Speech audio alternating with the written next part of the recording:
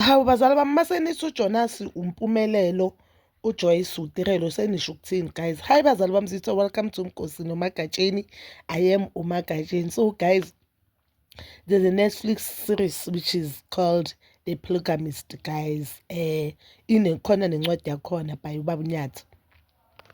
It is called The Polygamist naye. Those who have read incwadi, they are saying lokho kusencwadini nalokho kusemovini akufani ncamashi. But when it comes to movie guys, we've seen it with The Wife, we've seen it naleya 60 Shades of what or leya yabo Grey nabani. We know ukuthi incwadi it is more interesting than movie. Obviously ngathi kuba difficult ukuthi bayikhiphe ncamashi. I don't know why. Or ezinye amanye amakhathi awangeni ku screen.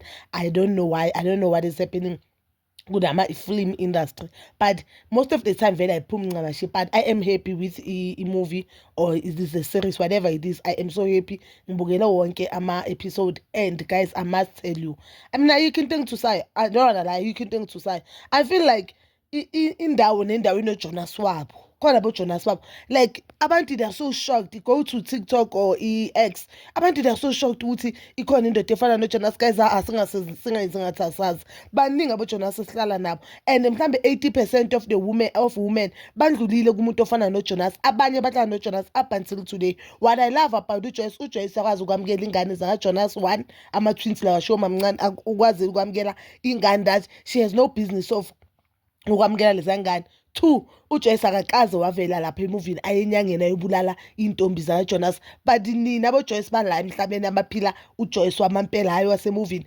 nigijima inyanga nibulala intombi zabantu beni, nibulala ingane seseyihlwile esiswini. Weva nje ukuthi indoda yakho imithisile, upapa uvuza ubusuku nemini uyenza sure ukuthi le ngane ayifike emhlabeni ngoba uyini uNkulunkulu wasemhlabeni. Wena abantwana babantu bayakhala yichitho because of abafazi abashadile. Kuthiwa abafazi abashadile baloya ingane zabantu, abafazi abashadile bayakhala ngama-girlfriend, bathi ama-girlfriend achitha imizwa yabo ngey'nyanga guys. So lapho kula movie what I loved is that uJoyce akavelanga uJoyce agijima inyanga. uJoyce akavelanga even a single day. Nje uJoyce beka delusional azithandela le ndoda engamthandi le ndoda, because indoda mayengahlonipha ayikuthandi. So guys, everyone beka opinion yakhe about The Polygamist. uTirelo naye bekana yakhe opinion guys, and obvious we are all shocked and we are all in disbelief ukuthi hayibo le ndoda le vele yazi sometimes into yenza kuwe, but up until ubona yenza kumi umuntu can realize ukuthi le yi-nonsense. Abantu bamenzani ku-comment section. She posted a video on TikTok akhulume yakhe review and ama-feelings wakhe about this thing kaJonas and Joyce. I don't know whether it's a series or it's a movie. Angifuni nje ukuqamba amanga, ngiyazi ukuthi ibizwa ngani, but ngiyibukelile ku-Netflix. So abantu abaningi they are saying uTirelo, uJoyce, uMpumelo, uJonas guys. Abantu abaningi they are saying that on comment section. Nje lapha abamuzwa nje uTirelo, abantu bayasho ukuthi uthuswa yini because of when uyafana noJoyce, when uhlelela into engekho, when indoda yakhe yafana noMpumelelo. And I don't know mina i-life kaMpumelelo, but judging from what we are seeing on TV, uMpumelelo unabo uJonas. But uMpumelelo in the period of 3 years introduce amantombazane more than 5. uMpumelelo there's a time we don't know whether uMpumelelo ufuna isithembu or uMpumelelo ufuna ukuzijolela. uMpumelelo each and every season kunentombazane azotrenda nayo kuthiwa ujola nayo. uMpumelelo sabuya kubokhuniloni, there were allegations ukuthi, which I don't think they are true, ukuthi uko wathanda noKoko Skhotheni, okwaba nento enyana noKoko Skhotheni. Cabanga uMpumelelo bekana which business to Queen Loli uke waya on the podcast akhuluma ngabantu ama-celebrity athandane nabo, which they are more than 5, but uMpumelelo wangena lapho amncane njalo. uMpumelelo uke wathandana, okay, umama umntana yakhe uVuyokazi. uMpumelelo sesazi uMpumelelo naye. uMpumelelo sazi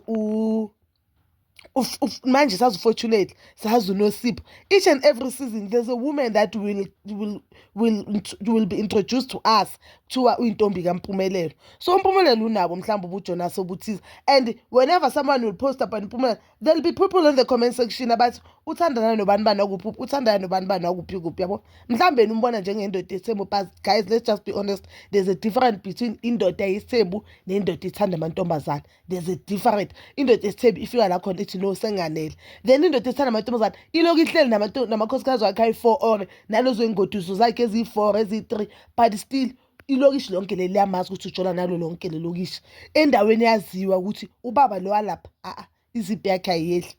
but guys nje bengicela mina ukuthi ibani negrace kutirelers uzokhula. I feel like she's still young. Uzokhula, she'll realize ukuthi this is not good for her njengoba sekunezifo ey'ningi phela. We are no longer fighting HIV and AIDS, but khona nabo gonorrhea, khona izinto ey'ningi now, and izifo zivela each and every day. And I don't think ukuthi it will be fair for umntanakhe ukuthi uhlale nendoda oyibonayo ukuthi ihamba ijona then izokulethela izifo. That is so painful. I feel like she's still young. She'll realize, like uJoyce Joba shoot to Joyce, she'll realize this is not healthy for her and for mntanakhe.